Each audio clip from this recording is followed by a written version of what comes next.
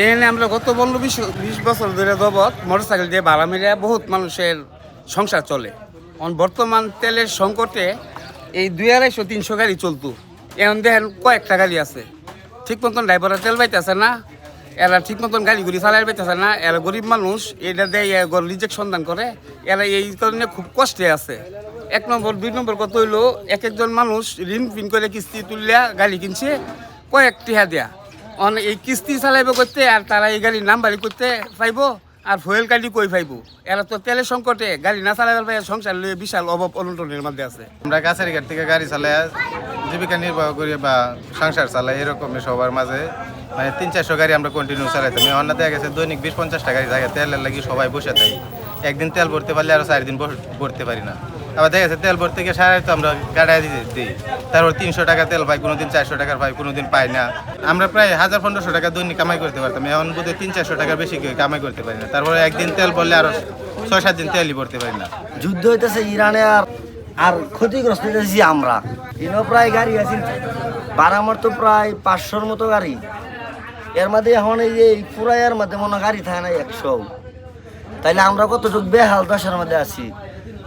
আর 500 টাকার তেল আমরা তাইলে সকালবেলা যদি যাওন যা দেখা গেছে 9টার সময় যাইলে আউন লাগে রাত্রে 9টার সময়, ওই দিন কার কামাই করার সুযোগ নাই কা। আর দেখা গেছে সাধারণ মানুষ যারাও যা, তারারও কষ্ট, খুবই কষ্ট হইতেছে। কারণ এই নহনা কারেন্ট থাকে কম, অটো থাকে না।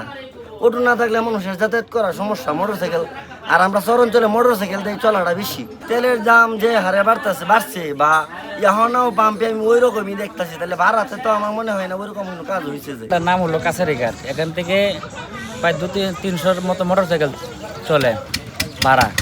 তো বিগত 20 বছর ধরে এখানে ভাড়া চলতেছে।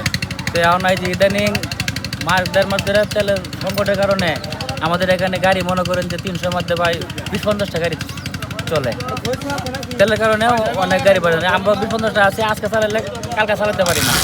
বা পাম্পে তেলের জন্য গেলে ফার্মওয়ালারা বলে যে আমরা তেলের বিক্রি করে দিই। আমরা তো মনে করেন দৈনিক যে আমরা 3 লিটার করে তেল লাগে, তখন আমরা 3 লিটার তেল ঠিক মতো পাই না।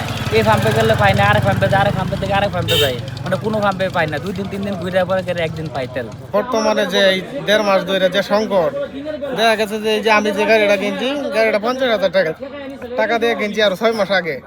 এখন গাড়িটা বেচলে দেখা গেছে 20-30 হাজার টাকা বেচা যাবো। এখন একটা ড্রাইভিং লাইসেন্স করলে লাগবো আপনার 8-9 হাজার, একটা গাড়ির লাইসেন্স করলে লাগবো তো ভাই 24,000। এখন দেখা গেছে এডি করলে আমার গাড়ি বেচলেও এটি হইতো না। তাহলে আমি কি জমি বেচে এনে দেম, ঘুরে গাইরে 500 টাকার তেল পাই। 500 টাকার তেল পাই বললে আপনার এখন তো তেলের দামও বেশি। দেখা গেছে যে 500 টাকার তেল বললে পাই 3.5 লিটার তেল আগে। দেখা গেছে আমরা যে পাম্পে যাই আমরা মানে 1/2 লিটার তেল শেষ।